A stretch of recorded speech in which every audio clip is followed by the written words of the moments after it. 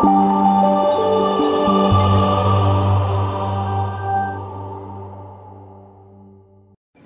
young minds means that what is our preparedness to keep Shere Kashmir university of agricultural sciences and technology Jammu विखे G20 university connect programme होया।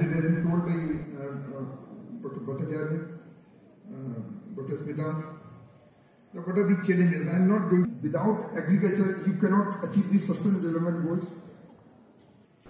आपसी science TV देख रहे सारे ही दर्शकों का स्वागत है।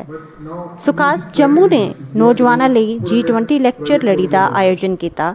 इस इवेंट ने टिकाऊ विकास ਲਈ महत्वपूर्ण ਖੇਤਰਾਂ ਵਿੱਚ ਵਿਸ਼ਵਵਿਆਪੀ ਸਮਝ ਨੂੰ ਅੱਗੇ ਵਧਾਉਣ ਦੇ ਉਦੇਸ਼ ਨਾਲ ਵਿਚਾਰਾਂ ਦੀ ਇੱਕ ਗਤੀਸ਼ੀਲ ਆਦਾਨ ਪ੍ਰਦਾਨ ਨੂੰ ਉਤਸ਼ਾਹਿਤ ਕਰਦੇ ਹੋਏ ਪਤਵੰਤਿਆਂ, ਮਾਹਰਾਂ ਅਤੇ ਵਿਦਿਆਰਥੀਆਂ ਦੇ ਇੱਕ ਮਹੱਤਵਪੂਰਨ ਇਕੱਠ ਨੂੰ ਚਿੰਨ੍ਹਿਤ ਕੀਤਾ।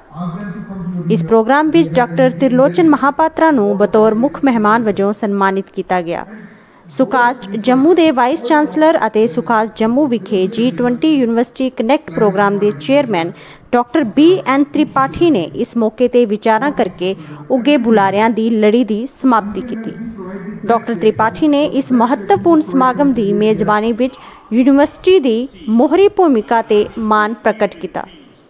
भारत के विदेश मंत्रालय के साबका सकत्तर संजय भट्टाचार्य ने G20 भारती प्रधानगी ते विशेष भाषण भी दिता। विद्यार्थियों ने भिन्न मुकाबले जिमें कि पोस्टर बनाना, लेख लिखना, क्विज मुकाबले और रंगोली मुकाबले की अलग अलग श्रेणियों में अपनी रचनात्मक और समर्पण का प्रदर्शन भी किया।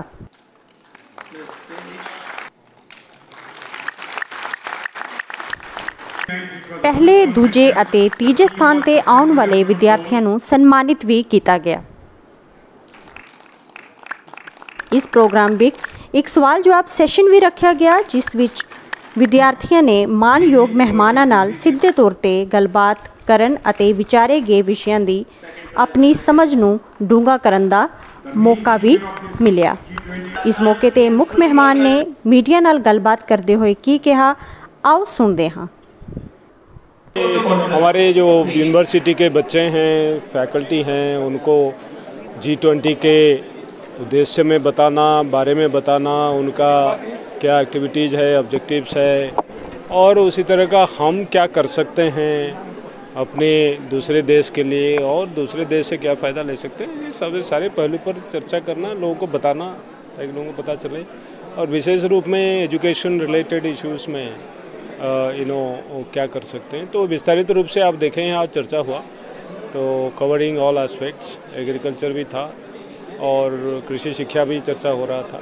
तो it was wide ranging discussion और बच्चों में भी काफ़ी इंटरेस्ट था। अब बहुत सारे पहलू पर चर्चा भी किए बच्चों ने। जैसे बच्चों ने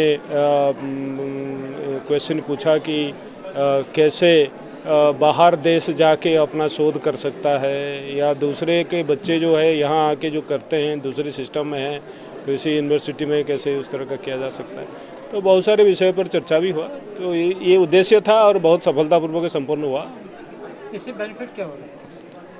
देखिए, पूरे देश में अभी G20 के बारे में तो पता चल रहा है, हर एक प्रदेश में इसके बारे में चर्चा हो रही है।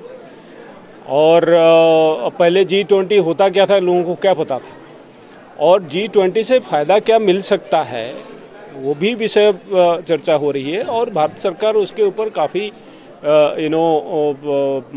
प्रोग्राम्स भी किया है।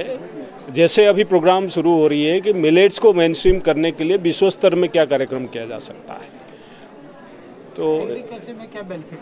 यही तो बता रहा हूँ, मिलेट की बात। तो मिलेट तो एग्रीकल्चर ही है। तो मिलेट का कंजम्पशन बढ़ेगा, प्रोडक्शन बढ़ेगा, लोगों का सेहत बढ़ेगा, पानी कम से मिलेट उगाया जा सकता है। तो कम पानी में आप ज़्यादा फसल उगा सकते हैं मिलेट अगर उगाओगे तो उसमें फ़ायदा ही फ़ायदा है। तो उसके ऊपर जोर है, सारे देश के साथ चर्चा भी हो रही है।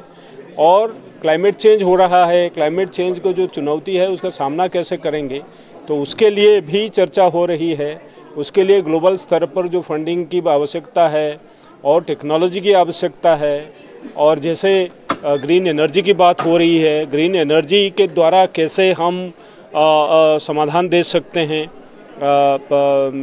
खाली भारत में नहीं, विभिन्न देश में भी समाधान कैसे दिलाया जा सकता है, तो उसके ऊपर भी चर्चा हो रही है G20 के द्वारा। तो इसके बारे में खाली चर्चा नहीं करना, उसके लिए प्रोग्राम कार्यक्रम भी शुरू करना ताकि समाधान भी दिया जाए। Thank you.